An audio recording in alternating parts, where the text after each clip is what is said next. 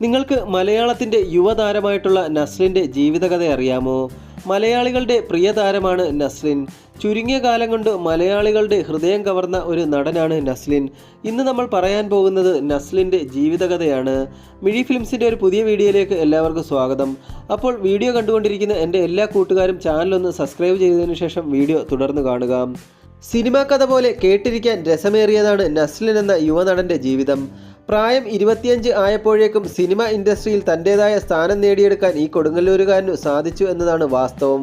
വളരെ ചെറിയ പ്രായത്തിൽ തന്നെ സിനിമയിലേക്ക് എത്തിയ നസ്ലിൻ തൻ്റെ 25-ാം വയസ്സായപ്പോഴേക്കും 100 കോടി ക്ലബിൽ ഇടം പിടിച്ച 2 സിനിമകളുടെ ഭാഗമായി.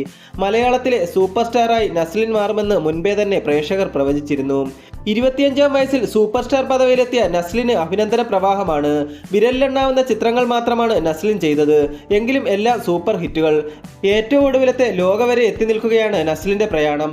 ദുൽഖർ സൽമാൻ മുതൽ തമിഴ്, ഹിന്ദി, തെലുങ്ക് താരങ്ങൾ എല്ലാവരും നസ്ലിൻ്റെ അഭിനയ മികവിനെ പുകഴ്ത്തി രംഗത്തെത്തി.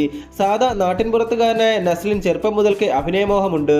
കൊടുങ്ങല്ലൂർ സ്വദേശിയായ ഗഫൂറിന്റെ മകനാണ് നസ്ലിൻ. ഇരട്ട സഹോദരന്മാരിൽ മൂത്ത ആളാണ് താരം. +2 കഴിഞ്ഞ പാടെ തന്നെ അഭിനയത്തിലേക്ക് എത്തിയ നസ്ലിൻ എഞ്ചിനീയറിംഗ് ജോയിൻ ചെയ്തുവെങ്കിലും ഷൂട്ടിംഗ് തിരക്കുകൾ കാരണം അത് പൂർത്തിയാക്കാനായില്ല എന്നാണ് റിപ്പോർട്ടുകൾ സൂചിപ്പിക്കുന്നത്. 75 ലക്ഷം മുതൽ 1 കോടി വരെയാണ് നസ്ലിന്റെ പ്രതിഫലമെന്ന് റിപ്പോർട്ടുകളുണ്ട്.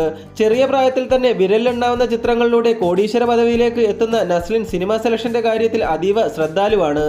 2024-ൽ ഗിരീഷേടി സംവിധാനം ചെയ്ത് ഭാവന സ്റ്റുഡിയോസ് നിർമ്മിച്ച റൊമാൻറ്റിക് കോമഡി ചിത്രമായ പ്രേമലുവിലൂടെയാണ് നസ്ലിൻ്റെ കരിയറിലെ ഏറ്റവും വലിയ വഴിത്തിരിവ് സംഭവിക്കുന്നത്.